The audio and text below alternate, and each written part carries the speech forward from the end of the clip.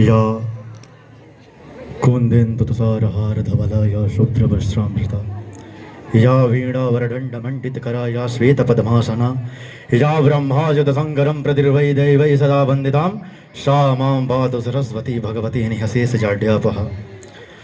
माँ ताराचंडी के पवित्र धाम सासाराम से मैं अनुराग कुमार नीरज यहाँ पर उपस्थित समस्त वरिष्ठगण, गणमान्य अतिथिगण एवं नव संकल्पित भारतवर्ष को नमस्कार करता हूँ। महोदय, मैं कवि हूँ और कविता लिखना मेरा काम है, मेरा कर्तव्य है और मेरा धर्म है। लेकिन एक कवि का केवल कविता कहानी तक ही अपनी आवाज को सीमित रखना, एक उपन्यास लिखने तक ही सीमित रखना कर्तव्य नहीं हो पा रहा। महोदय, इस कार्यक्रम को पूरा करने से कुछ दिन पूर्व हमारी माता तुल्य श्रीमती उषा देवी जी का मेरे पास फोन आता है और उनका यह विचार होता है कि आप हमारे विद्यालय प्रांगण में आइए। बहुत कम समय था और अलग से कार्यों में मैं व्यस्त भी था, लेकिन तब मैंने सोचा कि क्या कविता लिखी जाए, क्या कहानी लिखी जाए या कुछ कृतियां।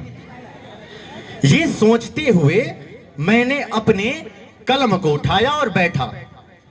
महोदय, रात्रि के 11:25 हो रहे थे जब मैंने उस संकल्प के साथ अपने कलम को उठाया। तब मुझे आभास हुआ कि कोई मेरे सामने एक ऐसी दिव्य शक्ति बैठ चुकी है जिससे मैं महसूस कर रहा हूं। ये सच्ची घटना बता रहा हूं मैं आपको।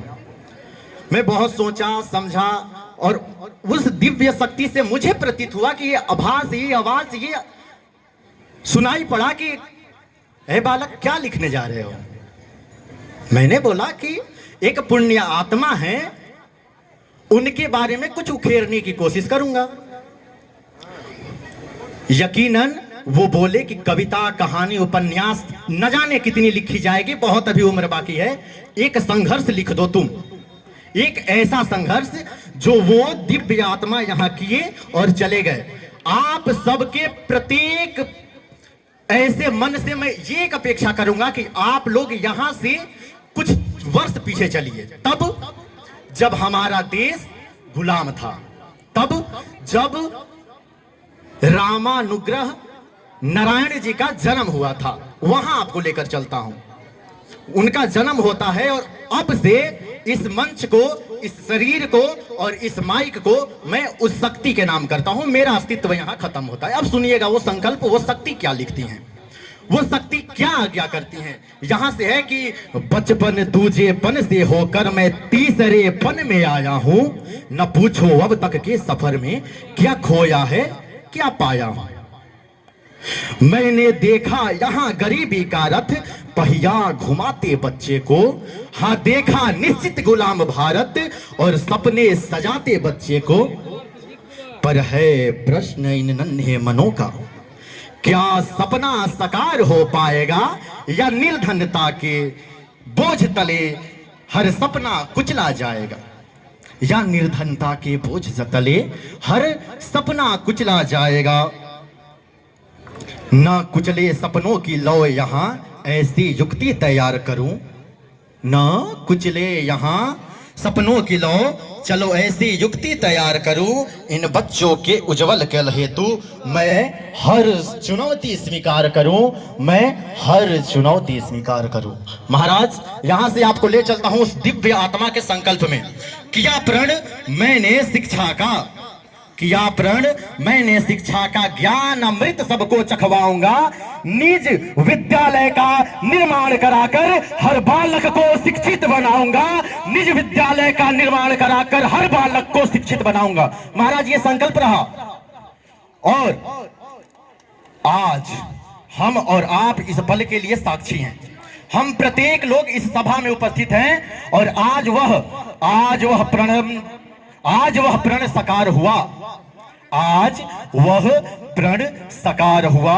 नित्य विद्यालय सज रहा है, यह सजी सभा उनके नाम की, यहाँ देव सुमन बरस रहा है, यहाँ देव सुमन बरस रहा है। महाराज ये मेरी रचना नहीं है, मैं बता रहा हूं, वो उस शक्ति की रचना है, वो संघर्ष की रचना है। यहाँ जो मैं और मैं का प्रतीत हुआ है वो मैं नहीं हूं। ये मैं का शब्द समर्पित है हमारे श्री रामानुग्रह नारायण जी को।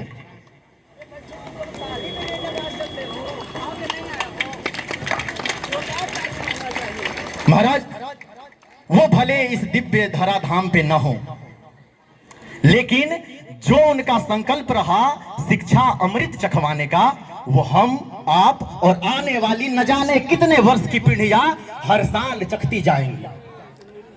ये पूर्ण सच्ची घटना है। एवं इसी के साथ मुझे लगता है कि वो दिव्य आत्मा हमारे बीच नहीं है तो होंगे कहां? वो होंगे निश्चित ही, मुझे पता है वो कहां होंगे, मुझे आभास हो रहा है कहां होंगे, जो उस गुलामी के दौर में भी ये स्वीकार करे कि मुझे विद्यालय बनवा के दे देना है।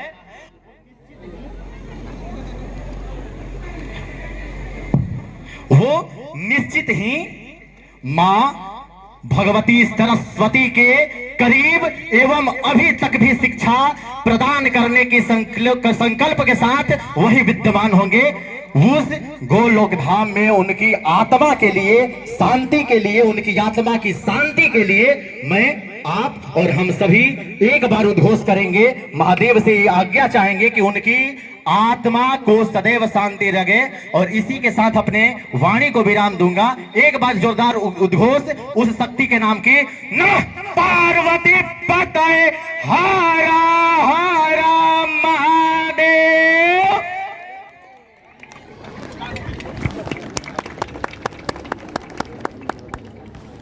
धन्यवाद।